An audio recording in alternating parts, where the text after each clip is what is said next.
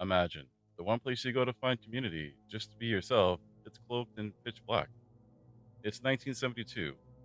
The River Torrens in Adelaide, Australia. The air is freezing. If you were a gay man walking the riverbank at night, you weren't looking over your shoulder for criminals. You were looking out for the people sworn to protect you. The local vice squad didn't just patrol the beat, they hunted it. Their favorite game? Grabbing men in the dark, dragging them to the edge, and hurling them into the freezing river. A sick, twisted joke that went unreported because speaking up meant ruining your life. But on a Wednesday night in May, they grabbed a man who couldn't swim.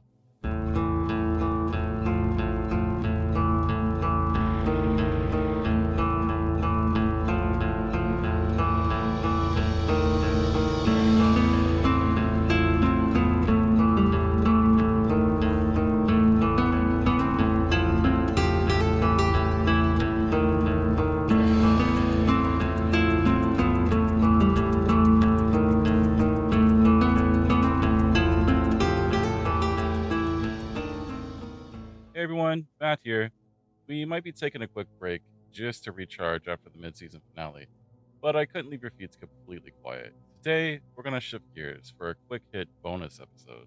It's a faster, tighter dive into a story where the horror wasn't lurking in the shadows, it was wearing a badge.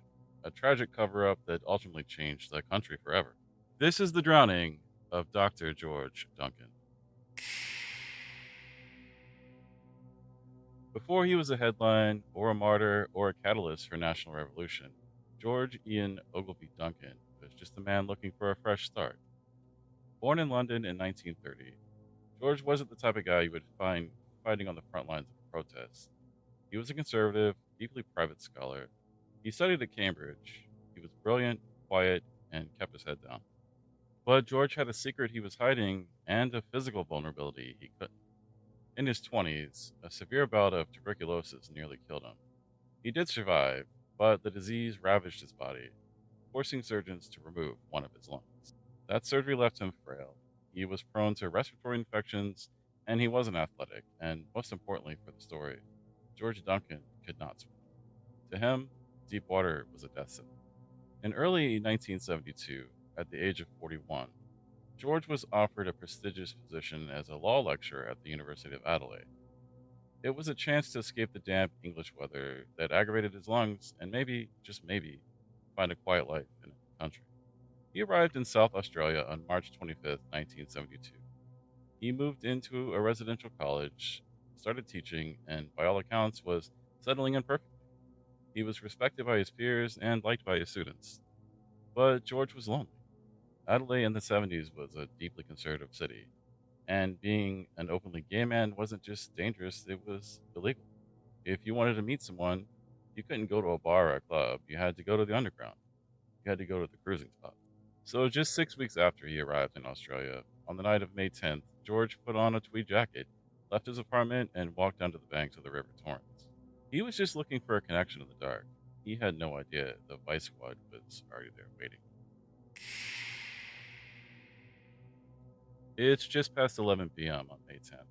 The riverbank is steeped in shadows. Down by the water, men are quietly navigating a dangerous game of cat and mouse. Among them is another man, Roger James. Like George Duncan, he's just walking the path. Suddenly, a group of tall, well-built men step out of the shadows. They don't flash badges. They don't yell police. They don't need to. Everyone knows who they are. The vice squad doesn't bother with handcuffs tonight. They grab Roger James, lift him up, and heave him over the embankment. James hits the freezing torrents hard. He fractures his ankle on the way down, the pain instantly shooting up his legs, but pure adrenaline takes over. He claws his way through the freezing water and drags himself into the mud on the opposite bank. He survives. But the squad isn't done. They turn to the fragile 41-year-old law professor in a tweed jacket. They throw George Duncan in. Remember, George only has one lung.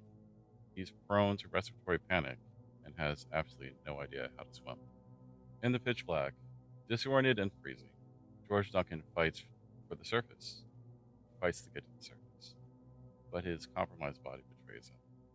The water fills his single lung.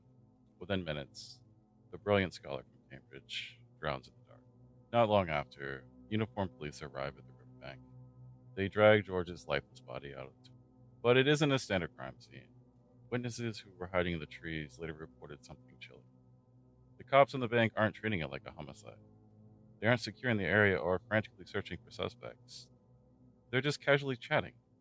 Rumors immediately begin to spread that some of the officers are laughing. They aren't looking for the killers because the killers are standing right next to them. The cover up didn't start the next morning in an interrogation room, it started right there in the mud. Usually, when a prestigious university professor is found dead in the center of the city, the police move heaven and earth to find the killer. But the investigation into George Duncan's death was a masterclass in looking the other way. The initial local inquiry was a complete sham. Detectives didn't aggressively hunt for suspects, they aggressively intimidated the witness. Roger James, the man who survived being thrown into the river the same night, was pressured. Others who frequented the Torrens were terrified into silence.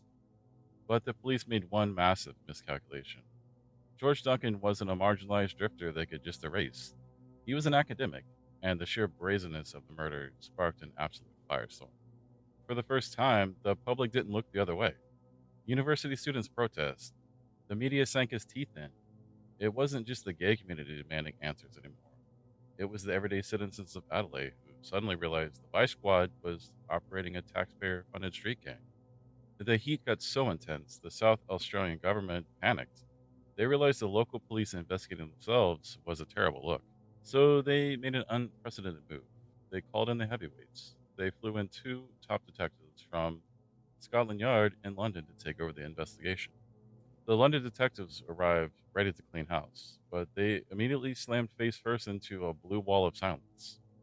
Three vice officers had been suspended, but when Scotland Yard detectives brought them in for questioning, the officers flat out refused to answer. They used every loophole, every legal right to silence, every ounce of internal department loyalty to stonewall the investigation. The local force that closed the ranks around itself. The Scotland Yard detectives eventually packed up and went back to London in frustration. In their confidential report, they called the local investigation deplorable. But the damage was done. The cover up worked. Two of the officers were eventually charged years later, but they were acquitted due to lack of evidence. The system protected the killers. But if the police thought getting away with murder meant that the story was over, they were dead wrong, because George Duncan's death was about to burn the old system to the ground. George Duncan was not an activist. He was a quiet, private man who just wanted to teach law and live in peace. But in death, he became a martyr that a deeply conservative society could not ignore. The outrage over the Vice Squad blatant cover up, it didn't fade. It hardened. It mobilized the gay community in Adelaide, and it forced the straight allies, the university leaders, and politicians to finally to confront the reality the laws were not enforcing. The argument was simple and devastating. If being gay is a crime, the police will continue to get away with murder. The pressure was relentless. It took 3 years of furious debate and campaigning. But in 1975, the South Australian Parliament did what was previously unthinkable. They passed a bill making South Australia the first state in the country to fully decriminalize male homosexuality. The rest of the country eventually followed. Today, there's a memorial to Dr. George Duncan near the exact spot on the River Torrens where he was thrown in. It's a story of incredible resilience and societal change, but true crime rarely offers a perfect ending. Because on paper, the drowning of George Ian Ogilvy Duncan, it's a cold case. Officially, it remains unsolved. But ask anyone who was in Adelaide in the 70s, and they'll tell you the exact same thing. It's not a mystery. Everyone knows who did it. They just wore a badge while they got away with it. Thanks for riding along with me on this quick bonus episode. Sometimes a story doesn't need to be 30 pages to leave a massive impact, and George Duncan's legacy is one that absolutely deserves to be remembered. I'm going to be getting back to enjoying my short break, but don't get too comfortable. I've already got a banger set up for episode 26, which will drop next Monday, and we'll get back to our regular schedule. Until then, stay safe, keep asking questions, and most of all, happy Pride. I'll see you next time.